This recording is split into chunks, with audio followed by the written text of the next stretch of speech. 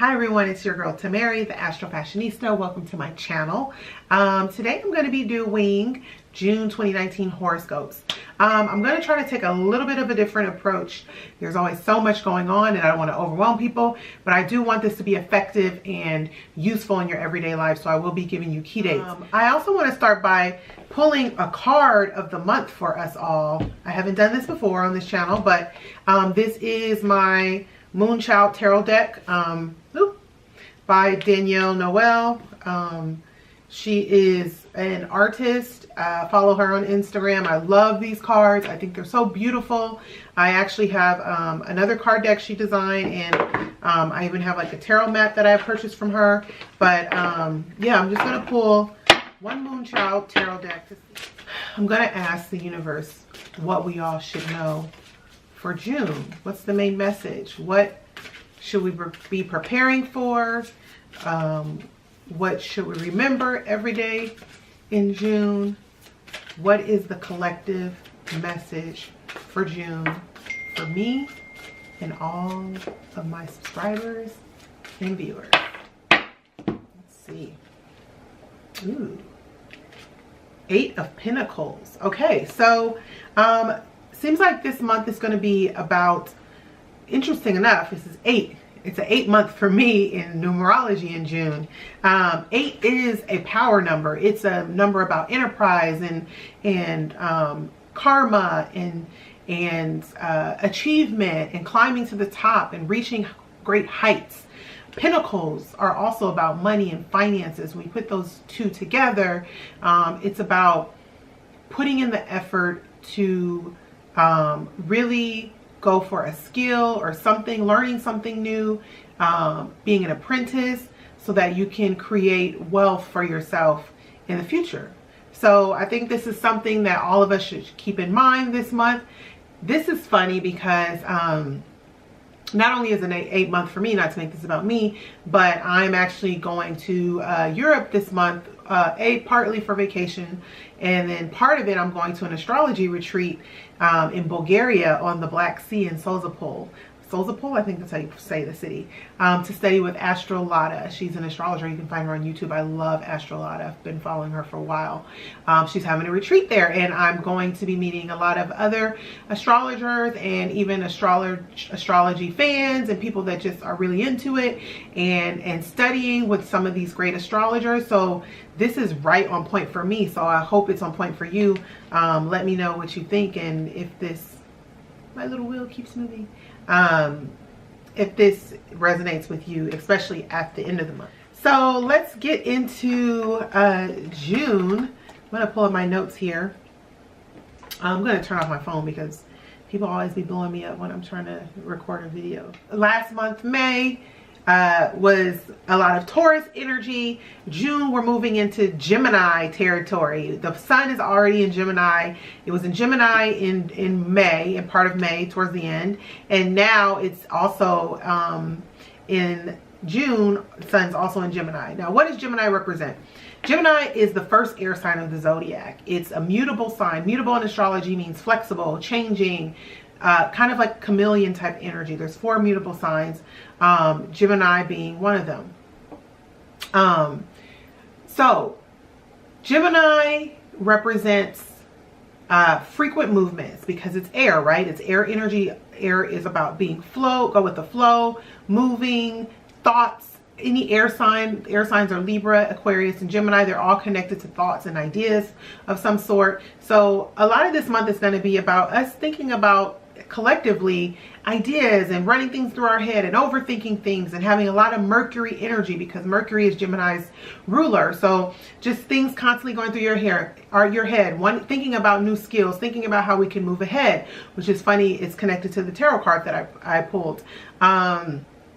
Gemini is about short distance travel because it rules the 3rd house. So we're all going to be moving around a lot. I know it's summer, whether it's short trips. The 3rd house is more about short trips versus long distance trips, but there's going to be long and short distance travel. Driving our cars, we'll be paying more attention to that form of transportation. Make sure that you're safe while you're in your car. we're more inquisitive, we're using our hands more. We don't want to be tied down in the same place. That's very much Gemini energy. And it's also duality, having two sorts of feelings. So feeling one way one day and feeling the next day another way the next day. Ever changing. That's just Gemini. Change, shape-shifting energy. So we're all just more heightened in feeling that way. So the sun's already there. One of the first things that happens at the beginning of the month, going to my little wheel. So I have this on Aries, but I'll put it to Gemini. And when I say I have it on Aries, if you've ever seen an astrology chart, you know this part is the rising sign of the chart. So when I do horoscopes, I do sun sign horoscopes with the sign here where the rising sign would be. That's why I say watch your rising and your sun sign. But anyway, going back to Gemini energy. So there's a new moon on June 3rd in Gemini here. And this is really great for manifesting things having to do with thoughts and learning. If you're thinking about learning something new, trying something new, starting a new class, this is a great time to start it. Maybe the days after the new moon, maybe the next week after the new moon. It could be a good time for wanting to take a short trip, go somewhere you've never seen. Maybe you want to take a trip to the Grand Canyon. I don't know where you live. Maybe you want to drive to the beach, do something, get out, see things. It's a good time to meet new people locally, maybe not on a large scale, or you could. There's a energy that will be leaning towards that later in the month. But this is good for like just getting out and meeting your neighbors, hanging out with your siblings. The third house rules siblings. Gemini rules the third house. So hanging out with siblings if you have siblings, getting around, meeting new people, making new connections. Then on June 4th, we have Mercury. It's leaving Gemini, the sign that it rules, along with Virgo, and it's going into Cancer. So it'll be going into Cancer. All of our communication just gets a little slower. It slows down a lot. It's moving from air, constantly moving energy, to water, which flows. So we're going to be feeling a little more intuitive. We'll be a little more in touch with our feelings. We'll be a little more emotional. We'll have to all watch what we say to each other. We'll have to all watch for being passive aggressive. That can be really Cancer. Water energy is not really saying your thoughts, just feeling it and being moody. So we might all be like holding things to ourselves. So the communication is not as clear. So it's really important just to, you know, channel that energy in a positive way. We're feeling more empathetic and sympathetic. There's more emphasis on food and cooking and family and heritage and home life. And it could be a good time to journal if you want to get in touch with your feelings. Then on June 8th, we have Venus also entering Gemini. So it's leaving Taurus where it rules and it's moving into Gemini. And Venus in Taurus was all about luxuries and really enjoying things and being comfortable and eating good and feeling good. And with moving into Gemini, it's more focused on Gemini things again. So that's networking, writing, speaking, talking, thinking, moving around. So again, with the sun there, that Venus moving there further emphasizes that Gemini energy. On June 17th, there is a Sagittarius full moon. So it's going to be a full moon in Gemini's opposite sign, because full moons are always in the sign opposite whatever sign the sun is in at that time. So since the sun is in Gemini, Gemini's opposite sign is Sagittarius. The full moon is happening in Sagittarius. So there's full moon happening here. And that full moon is really in close proximity to Jupiter.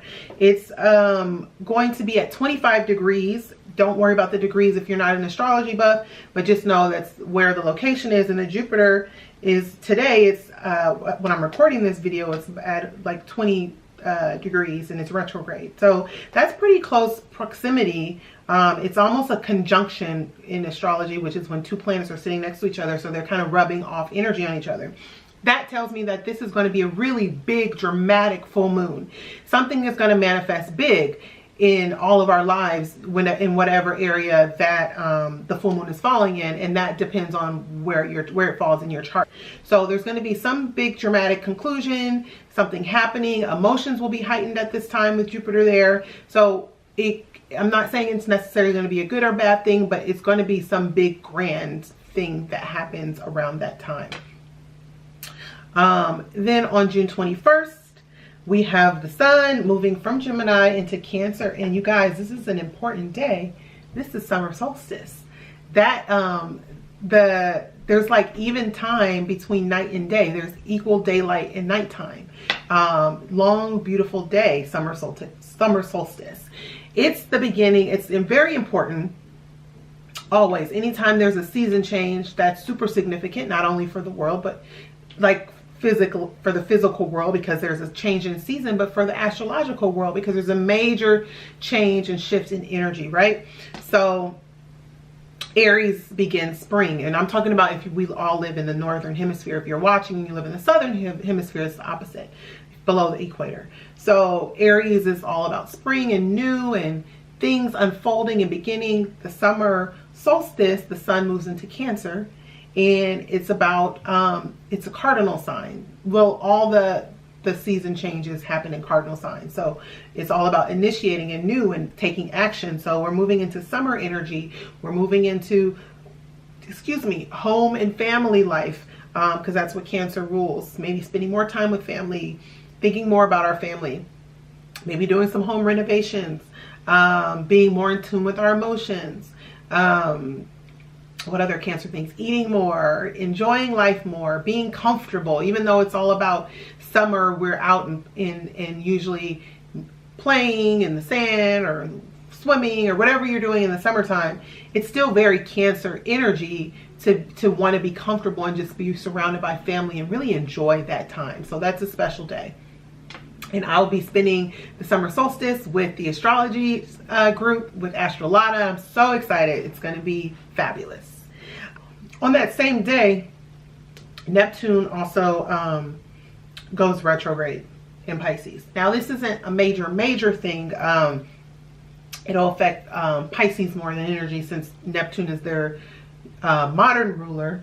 But it is something to watch. Neptune is the higher octave of Venus, so it rules like romance, creativity, illusion, breaking things down, disillusionment, deceit, having a veil over our eyes. So when it already rules those things, so when it goes retrograde, we just all need to be more aware of falling for like schemes and stuff. But we also it could be a great time to just stop and kind of enjoy those life pleasures, any type of Venus type thing, since it is a higher octave of Venus. So just enjoying life more. So the fact that it happens on the same day as the sun moving into Cancer, that to me further emphasizes that need to do that. And then on Wednesday, June 26th, we have Mercury moving from Cancer into Leo. And that's really good news for the fire signs of the zodiac: Aries, Leo, Sagittarius. I think it's good news. So that moves from the Cancer energy of kind of being like not so direct with our speak to being very direct, okay? Because Leos, I wouldn't say they're as direct as Sagittarius and Aries when it comes to speech, but Leos aren't afraid to speak their mind either. Some of them are a little more stubborn, so they might expect you to read their mind, but for the most part, it is a little more of direct type of energy than the Cancer, the Mercury in Cancer. So that's the summary of all the planetary movement for this month.